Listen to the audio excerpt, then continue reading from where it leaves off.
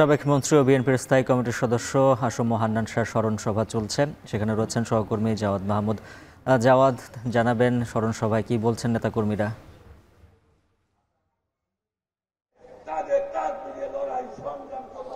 উজ্জ্বল, আপনি যেমনটি বলছিলেন যে সাবেক মন্ত্রী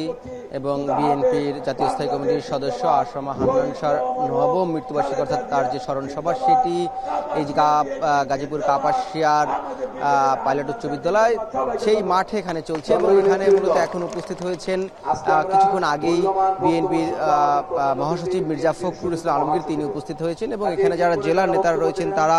উপস্থিত রয়েছেন। এছাড়াও এই যে উপজেলার যারা বিভিন্ন ইউনিয়ন এবং ওয়ার্ড পর্যায়ের নেতারা রয়েছেন তারাও এখানে উপস্থিত আছেন।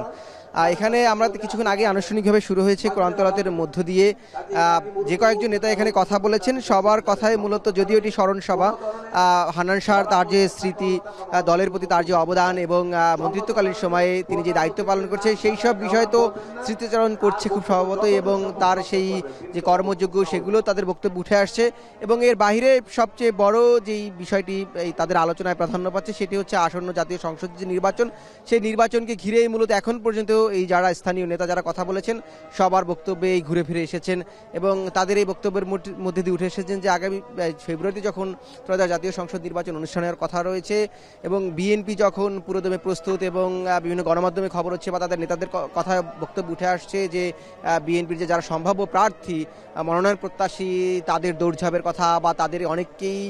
দলের পক্ষ থেকে জানানোর কথা, অগ্রিম জানানোর কথা, এরকম যখন একটি দলের অভ্যন্তরে প্রস্তুতি চলছে এবং তারা বলছেন একটি রাজনৈতিক পক্ষ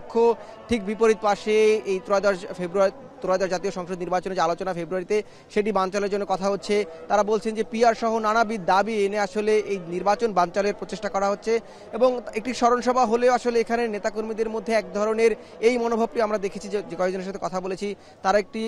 নির্বাচন পূর্ব প্রস্তুতির কথা এটি বলছেন, যেহেতু এখানে বিএনপির মহাসচিব মির্জা ফখরুল ইসলাম আলমগীর এসেছেন তাকে ঘিরেও এক ধরনের উচ্ছ্বাস আমরা দেখেছি এবং সেজন্যই তারা এখানে বলেছে এবং কয়েকজন নেতার বক্তব্যে এটি উঠে এসেছে যে তারা মহাসচিবের কাছ থেকে অর্থাৎ তাদের দলের মহাসচিবের পক্ষ থেকে এক ধরনের নির্দেশনামূলক বক্তব্য চান বা নির্দেশনা চান আগামী সংসদ নির্বাচন ঘিরে এই যে তৃণমূলের নেতাকর্মীরা কিভাবে কাজ করবে বা গাজীপুরে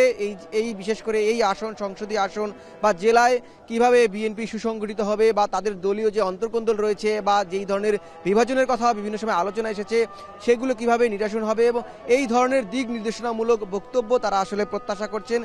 এমন বক্তব্য আমরা এখানের যারা স্থানীয় নেতা যে কয়েকজন বক্তব্য দিয়েছেন এখন পর্যন্ত তারা এটি তাদের বক্তব্যে উঠে এসেছে। এবং আরেকটি বিষয় যদি জানিয়ে রাখি যে এই আমরা জানি এখানে পুরো যে উপজেলাটি এখানে 11টি ইউনিয়ন রয়েছে, এই 11 ইউনিয়নের প্রত্যেকটা ইউনিয়ন থেকেই কিন্তু বিভিন্ন নেতাকর্মীরা অর্থাৎ শুধু বিএনপি না এর অঙ্গ সংগঠন যে রয়েছে স্বেচ্ছাসেবক দল,